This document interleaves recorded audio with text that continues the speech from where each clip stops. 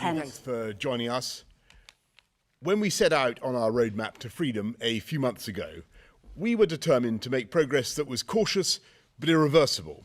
And step by step, thanks to the enormous efforts of the British people and the spectacular vaccine rollout, we now have one of the most open economies and societies in Europe.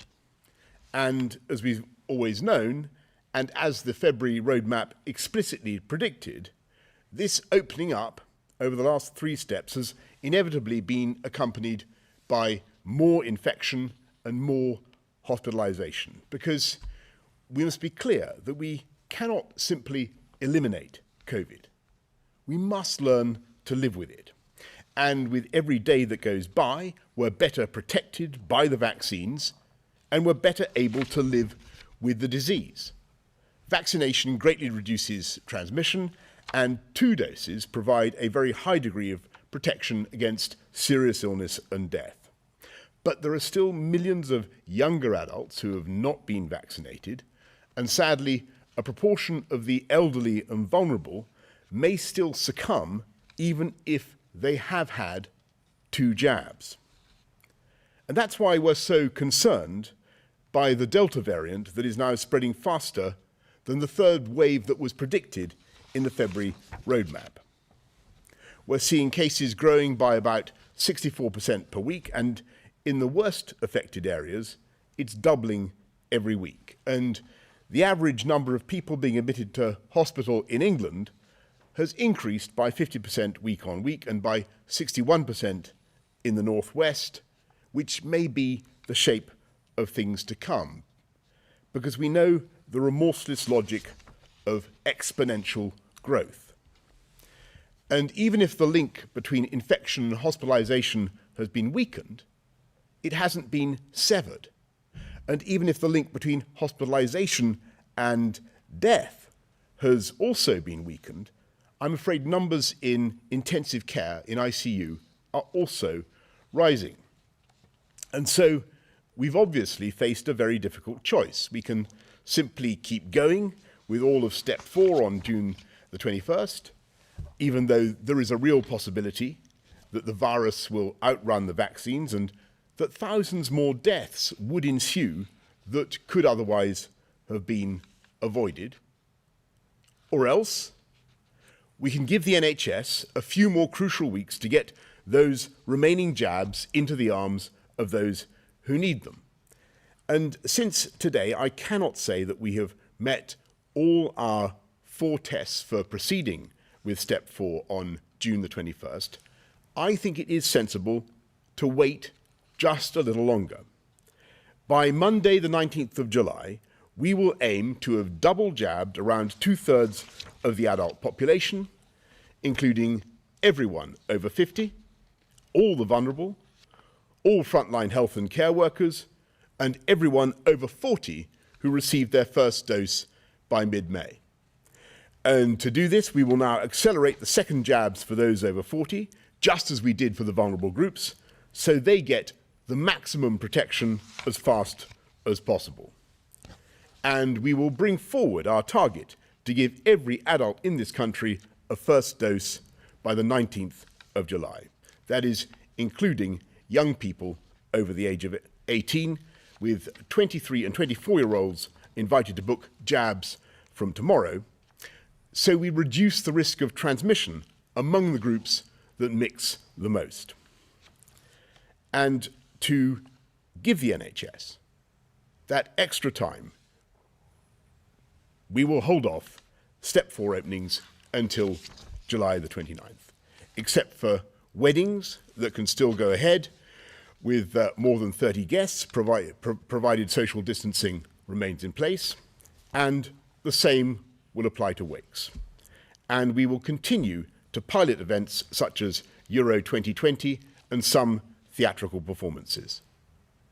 We will monitor the position every day, and if, after 2 weeks, we have concluded that the risk has diminished, then we reserve the possibility of proceeding to step 4 and a full opening sooner. As things stand, and on the evidence that I can see right now, I'm confident that we will not need more than 4 weeks, and we won't need to go beyond July the 19th. It's unmistakably clear the vaccines are working, and the sheer scale of the vaccine rollout has made our position incomparably better than in previous waves. But now is the time to ease off the accelerator, because by being cautious now, we have the chance in the next 4 weeks to save many thousands of lives by vaccinating millions more people.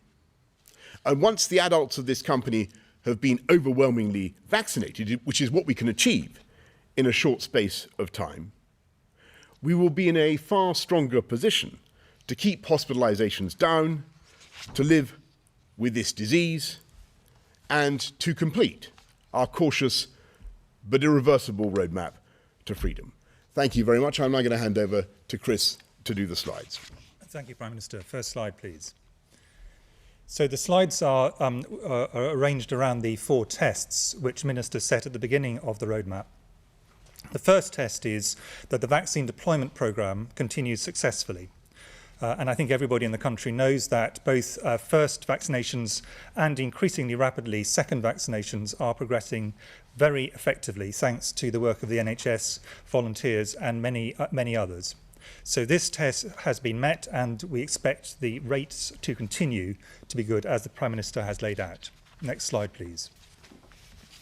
The second test was that evidence shows the vaccines are sufficiently effective in reducing hospitalizations and deaths in those vaccinated. And we already have shown data that showed that for previous variants, this was true. We now have data, and some more has been released by Public Health England today, which shows data around the new Delta variant.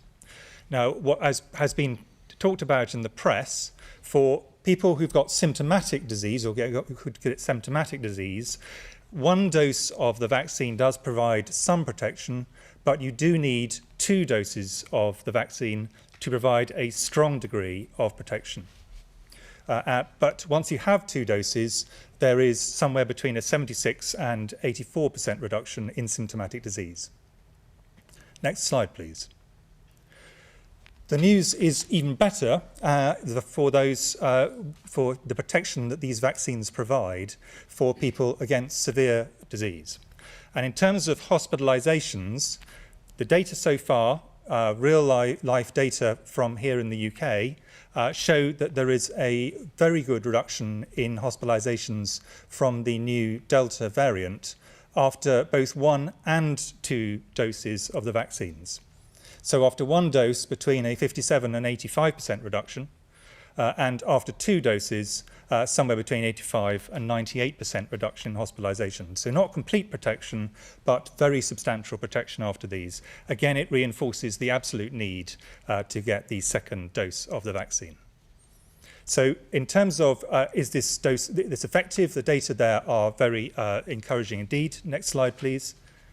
And if you see the effect of this on people being hospitalised, whereas in the previous waves we had here in the UK, the great majority of those hospitalised were older, over 65 citizens, although there were significant numbers of people under 65, I think something sometimes not appreciated, and that's on the left.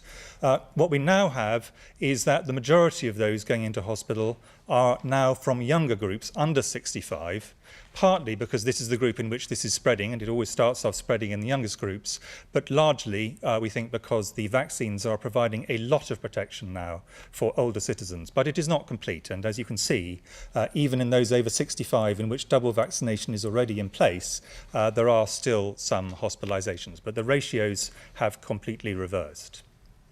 Next slide, please.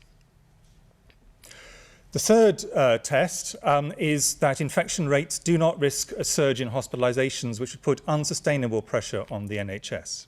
And the rates of hospitalizations at the moment are low in all parts of the country, but, and this is the important but on this test, what we are seeing is a rapid rise, particularly marked where it was first really started in the northwest of the country, but the rest of the country is following. So there has been a 64% increase since last week and in terms of the northwest, and you can see that in the dark blue colour here, and a 64% increase in England, and that rate will follow, we think, where the northwest has led.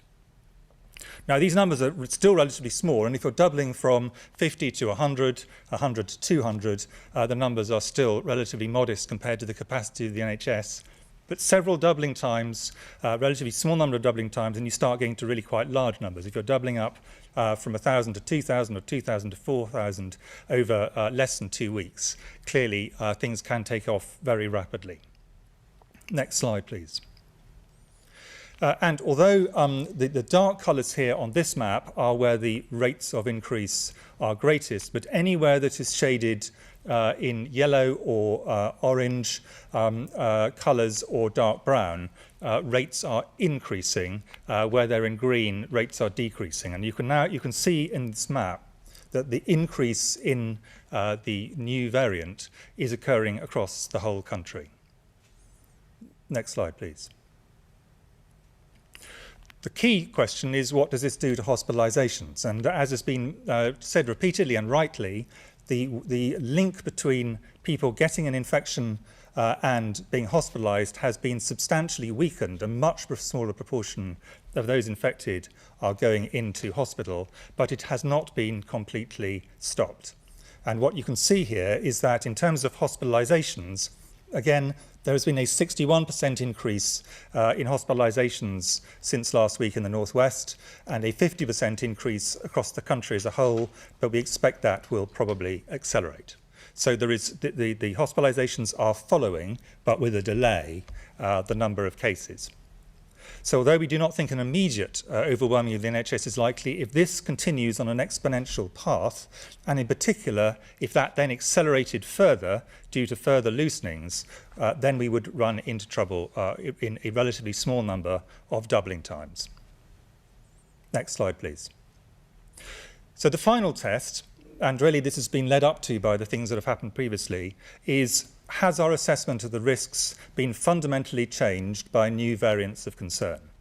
And what this slide shows is, in the orange is the numbers of cases of the B117 alpha variant that had been the one that dominated in the UK until very recently. And that has continued on a downward path, and although it's probably stabilised a bit in the last couple of weeks, nevertheless, if this was the variant we were primarily dealing with, I think it is very likely that ministers would want to continue on the current path. The problem we have is, in the dark blue, what you can see is the Delta variant, the new variant, and that is, whilst the B117 alpha is going down, the Delta variant is going up, and currently going up exponentially. And just to make a point, the area in the grey shaded areas, the data are not complete. Those will carry on going up as data come in over the next weeks.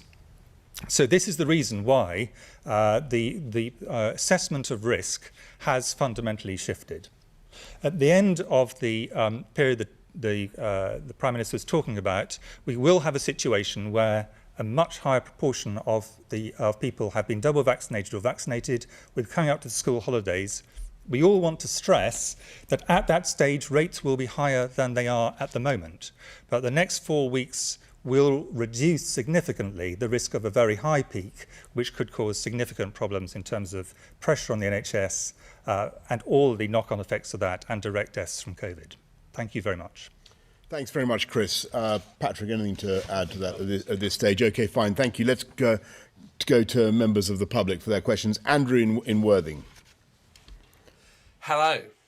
Well, it was recently reported that over 25s can now get the first dose of their vaccine, which means that 12 weeks from now, plus 2 weeks for the vaccine to kick in, that'll take them to early September when they're fully vaccinated. So my question is, do you have any plans to prioritise university students so that they too are fully vaccinated by the time they go off to uni? Thanks very much, Andrew. Well, actually, what we're saying today is I think that 23 and 24-year-olds will be able to come forward and get their vaccine doses as of today or tomorrow. So we're going as fast as we as we can, and by July the 19th, 2/3 of adults aged, all adults in the country will have had 2 doses. By the end of so by July the 19th, we will have all adults, everybody over 18 will have had a first dose. You're perfectly right, Andrew, that there will still be some time to run before university students who get vaccinated in July will get their second dose. But we will certainly look at what we can do to accelerate second doses, as we're doing now for people across the country. And if there are outbreaks in particular places, as we've done surge vaccination and surge testing, we may do that in those places as it may be necessary. But I wonder whether Patrick or Chris, you want to add anything to that? Well, one thing I would add, PM, is just to remind people that the system in the UK has prioritised in strict order those who are at highest risk, all the way down the ratings, and for the great majority of people of university age, other than those with pre-existing health conditions, fortunately, they're at much lower risk than older ages. So we've gone down in age ranges, and that's the reason for the ordering. But as the Prime Minister says, we would expect that everybody of university age would have had at least 1 dose of vaccination by the start of next term. Thanks, Andrew. Tessa in Bedfordshire. Why can't testing and vaccination status be used to open up weddings in the same way as it's being used to open up football matches? As a twice postponed bride-to-be, it feels like weddings are bottom of the priority list, despite being significant life events without which some people cannot progress with their lives. Well, Tessa, I'm very, very sorry to hear about your wedding plans being postponed twice. And indeed, I'm sorry for all the disappointment that's going to be caused by going a bit slower as we are today. What we are saying, Tessa, I don't know if this is of any practical consolation to you, and I really hope it is, but we're saying that weddings can go ahead with more than 30 people. We're lifting that restriction on 30 people from June the 21st, providing social distancing is observed. I hope that works for you, Tessa, and obviously I think everybody will want to wish you every possible good fortune with your wedding. But all I can say is I'm sorry for the disappointment that this will certainly bring to weddings, to many businesses. But it's a few weeks that I think is worth it to get those jabs in. Laura Koonsberg of the BBC. Thank you very much, Prime Minister. After this 4-week delay, do you expect life to return to something that looks like normal? So people returning to the office, taking off face masks and ending the 1 metre rule? And can you rule out extending this delay any further? And could I ask Professor Whitty or Sir Patrick, when do you expect all adults to have had both jabs? And after that, would you start vaccinating children? I know there's been a study into whether or not that's a good idea. Yeah, thanks very much, Laura. I think that is the crucial question. What is the world going to look like on July the 19th? And I think I'd give it this answer, that at a certain stage we're going to have to learn to live with the virus and to manage it as best we can.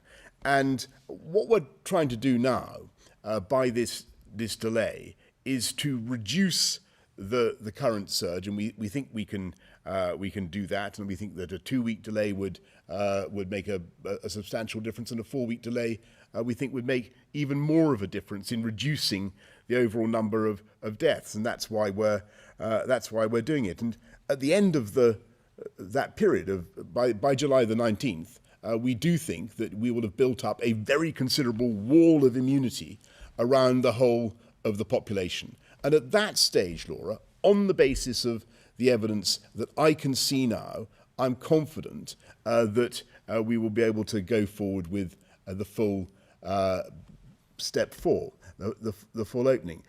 That, of course, doesn't exclude the possibility, I'm afraid, and we've got to be honest about this, the possibility that there is some new variant that is far more dangerous, that kills people in a way that we currently cannot foresee or understand. That's obviously the case. But looking at the data now, looking at the effectiveness of the vaccines against all variants, I think that we will be able to deliver step 4 on July the 19th. Now, at that stage, people may want to keep maintaining social distancing, they may want to keep being sensible, but as far as I can see, we will be in a much better position as a country to go forward with the full opening ups that we envisage. But I mean, Chris and Patrick. Well, on the vaccines, I mean, if you take the week of the 19th of July, all over 18s will be vaccinated or been offered the vaccine, then 8 to 12 weeks later, then everybody should have been vaccinated in that age group, so double vaccinated. So that's the sort of time scale, and it's worth really reiterating that these vaccines are really highly effective against the Delta variant. So one of the concerns that we might have had at the beginning was they weren't going to work as well. Well, first dose, not quite so much, but 2 doses is very effective.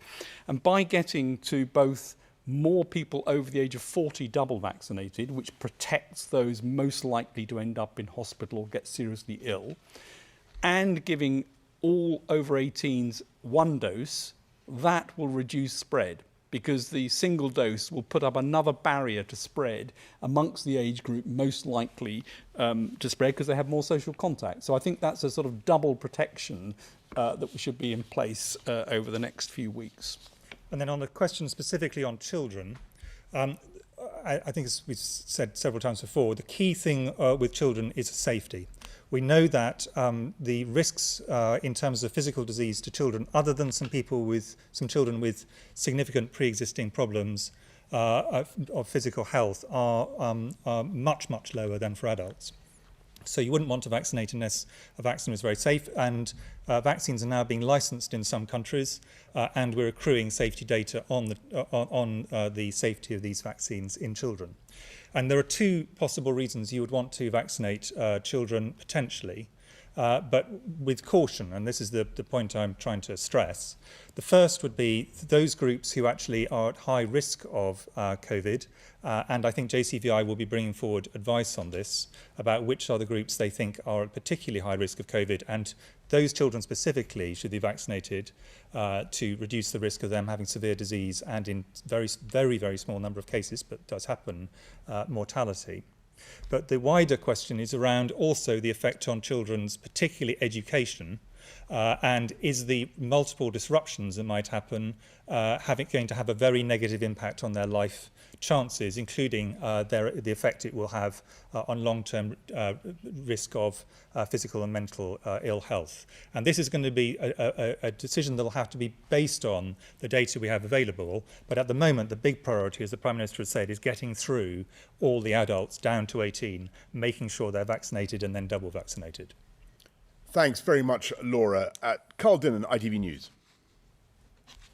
Thank you, Prime Minister. Some of the support that you currently have in place for businesses starts to reduce during this 4-week delay. Why aren't you keeping support and protections in place at the level that they're at now? And if I could, for Professor Whitty, if we don't have this delay in the easing of restrictions, what does your modelling tell you could happen to hospitalisations? What's the worst that could happen to the NHS? Thanks very much, Carl. Well, look, the crucial thing about what we're agreeing to do today is to keep going with the openings that we've got in place. So we're not going backwards. I don't think any of the scientists have actually called for a reversal, and that's very important. It means that the businesses that are currently open and trading can continue to do that. We're giving, as you know, all the support measures that have been put in place are intended to last through to September. In terms of business rates, local authorities do have an extra £1 billion to cover those who need it. But I think the most important thing I can say to those businesses who are being asked to wait another 4 weeks, or maybe as little as 2 weeks, but let's be realistic, probably more likely 4 weeks. I am confident that we'll get there. And there's a difference between the June the 21st date and the July the 19th date, at least in this sense. The June the 21st date was always a not before date. I do think that looking at all in other words, we weren't going to take that step before June the 21st.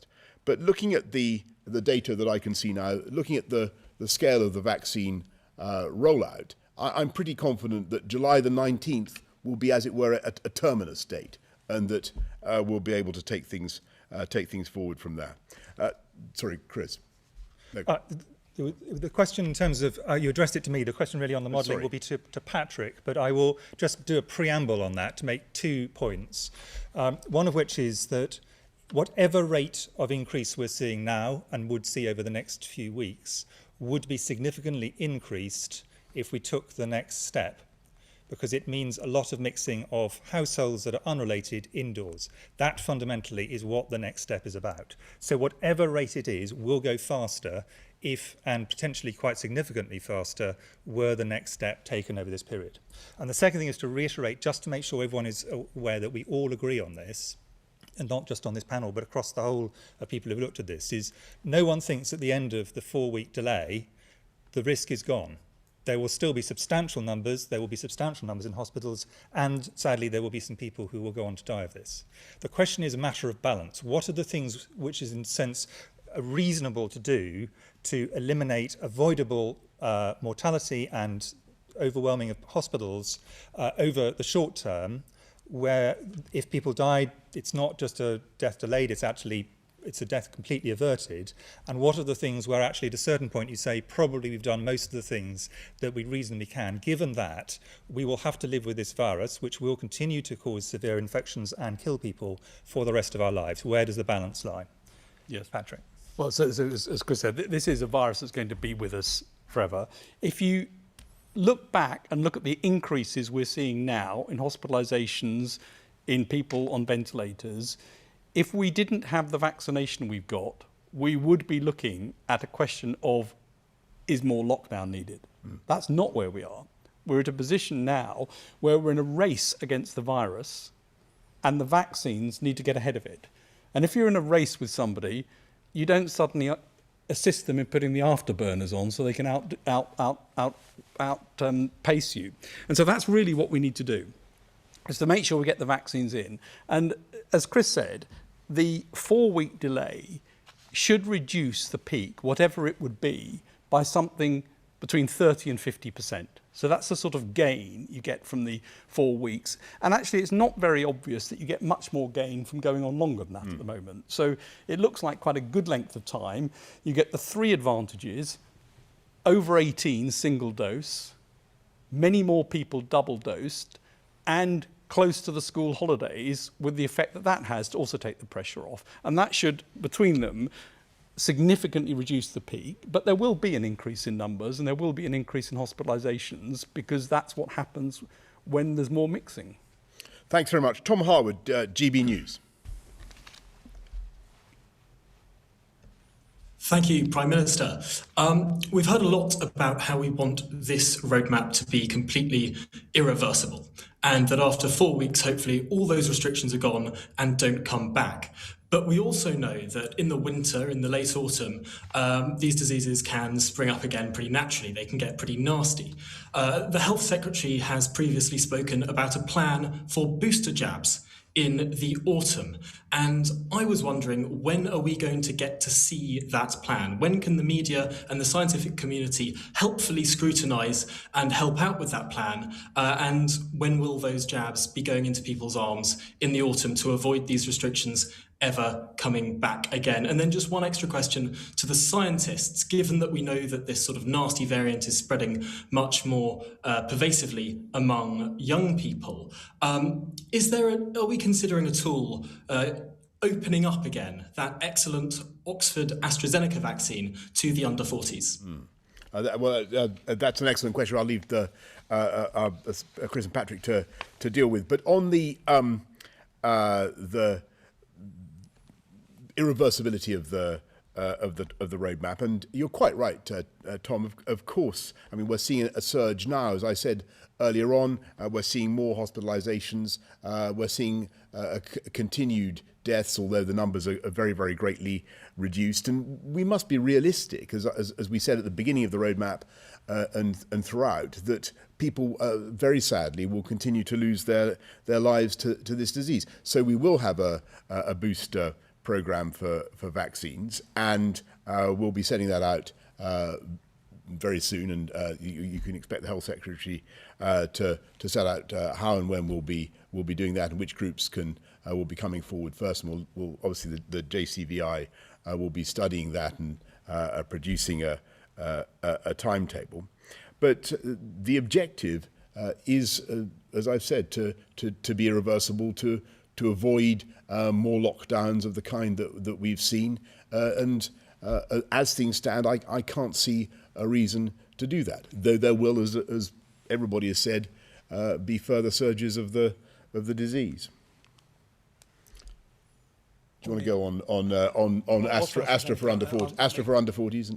Yeah, I'll make a comment, and then Chris will want to build on it. I mean, the balance is always the risk-benefit in any drug or vaccine, and obviously the benefit is greater in this particular case the higher the level of virus. So the risk-benefit changes all the time depending on where you are, and these are decisions that are rightly ones for JCVI to look at, where the risk-benefit falls at any point in the pandemic. And I think at the moment the plan is to get all of the 18s and over vaccinated single dose with other vaccines, Pfizer and Moderna, and that's the target for the week of July the 19th. Chris, do you want to add to that? No, and the only point to make, which is the obvious one, is the risk-benefit of the vaccines as currently laid out is very strongly in favour of vaccination. And we really would encourage everybody to get their first jab and get their second. In terms of exactly which vaccines, as with exactly which drugs for other bits of medicine, that may slightly change at the margins, and JCVI will continue to look at it. But at this point, we're very clear that this is a sensible approach which actually maximises the risk-benefit, so that people who get vaccinated can be confident that they are increasing their chances of a very healthy and good outcome over the next period. I mean, it's worth saying that the vaccines we've got are spectacularly more effective than we ever dared hope. I mean, they really are very good. That is true. Thank you very much, Tom. Jason Groves, Daily Mail. Thank you. Professor Whitty, can I pick you up on your earlier answer? Are you as confident as the Prime Minister that July the 19th will be the end of this matter? We will be able to lift restrictions then. And Prime Minister, we've had an awful lot of false dawns over the last 18 months. I hear what you say about a possible nasty new variant. Barring the emergence of one of those, though, are you able to give us a sort of cast iron guarantee that this will be the last delay, provided nothing else turns up?